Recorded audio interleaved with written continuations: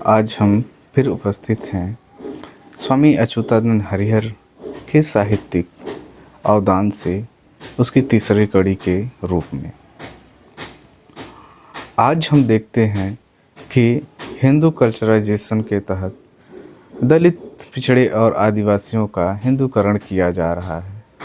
वह उनको उनके स्वतंत्र वैचारिक चेतना से उनको काटा जा रहा है और उनके ही एक महापुरुष और डॉक्टर अंबेडकर के को आरएसएस और हिंदूवादी संगठनें अपने औजार के रूप में इस्तेमाल कर रही हैं। वे नहीं चाहते कि दलित और आदिवासी अपने स्वतंत्र अस्मिता, इतिहास, धर्म और दर्शन की पहचान को निर्मित करें। वे चाहते रहते हैं कि पेंडुलम की तरह वह धर्मांतरण के फेर में ही अपना सर्वस्व लुटाते रहें और उन्हीं के ही धार्मिक जाल में फंसे रहें, क्योंकि दलितों के लिए न हिंदू धर्म सही है, न इस्लाम और न ही ईसाईयत। बुद्ध और महावीर और गुरु नानक भी उनसे दूर और बाहरी कौम के रूप में अलग हैं। इसलिए दलित, आदिवासी और पिछड़ों को अपने आजीवक जड़ों से जुड़ना चाहिए और इसकी शुरुआत अंबेडकर से पहले स्वामी अच्युतानंद हरिहर ने अपनी वैचारिक और राजनीतिक चेतना के साथ कर दी थी। उनकी गज़लों को, उनकी कव्वालियों को, उनकी कविताओं को, उनके नाटकों को और उनके भाषणों को आप गौर से सुने।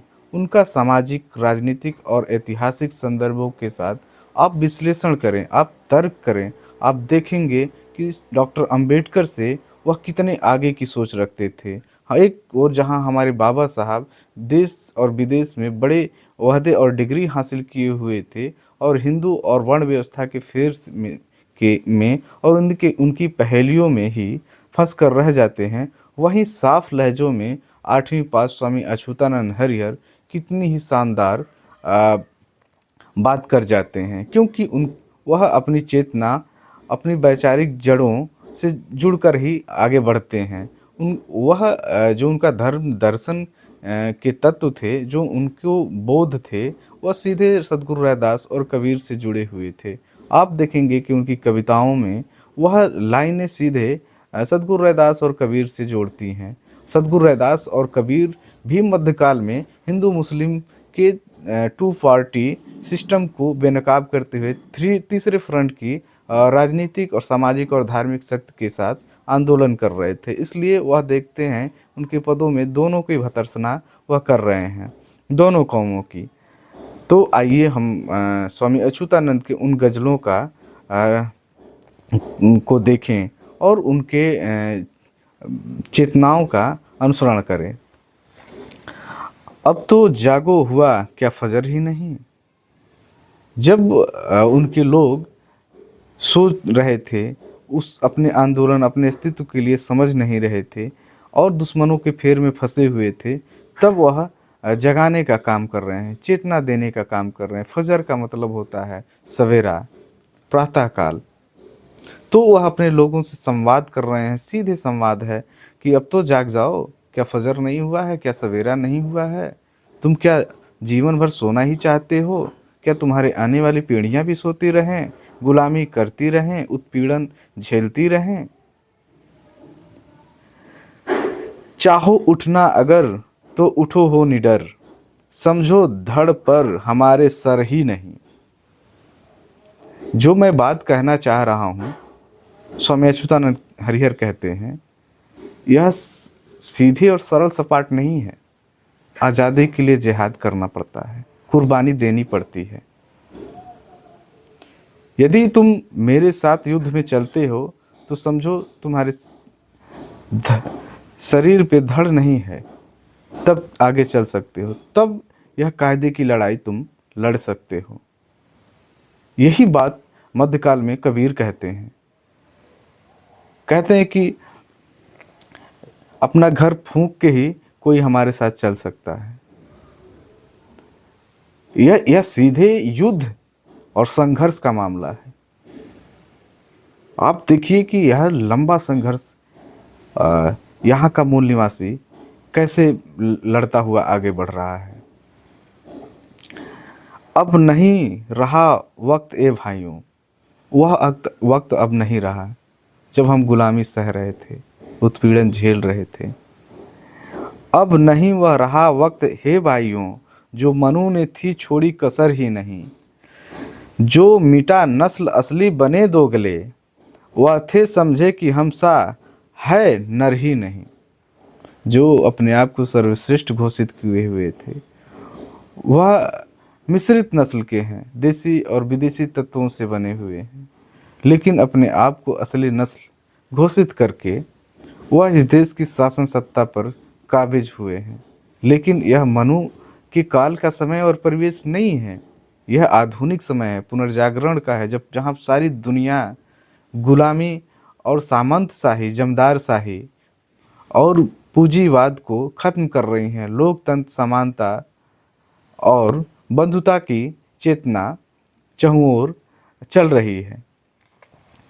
इतने सजग चिंतक स्वामी अच्युतानंद हरिहर को हमारे लोग क्यों नहीं उद्धृत करते हैं, हमारे साहित्यकार उनसे प्रेरणा क्यों नहीं ग्रहण करते हैं, यह सोचने का बायस है।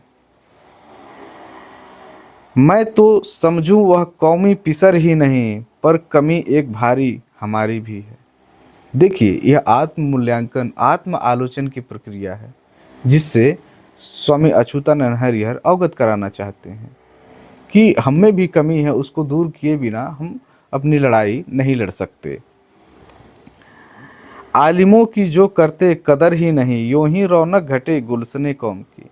जो अपने पुरखों की, अपने विचारकों की, अपने आलिमों की कदर नहीं करते, अपने संतों की कदर नहीं करते, अपनी जड़ों से दूर हो जाते हैं, वह किसी लायक नहीं होते हैं।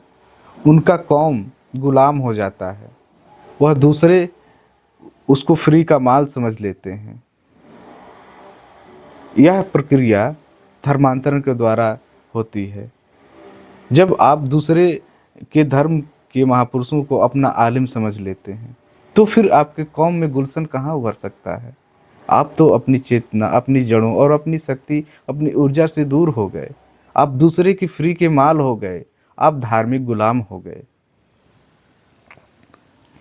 जो खिला गुल गमाया फिकर ही नहीं, पर सबब है ला इल्मी का अफसोस। यह अफसोस करने की बात है कि तुम्हें इल्म ही नहीं है कि तुमने क्या गंवा दिया, और तुम्हारी रौनक घट रही है, यानी तुम्हारी पहचान खत्म हो रही है, तुम्हारी कौम नष्ट हो रही है। यह चिंता है, यह चिंता एक दार्शनिक की है, एक विचारक की है। ये कितनी गंभीर पीड़ा का विषय था, या भावात्मक संवेदना का विषय था।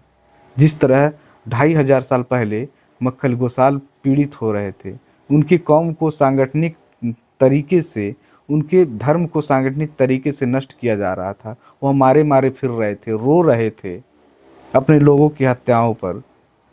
उसी तरह से स्वामी अच्युतानंद हरिहर अपने लोगों के उत्पीड़न और उनकी मनोदशा पे चिंता जाहिर कर रहे हैं, परेशान हैं।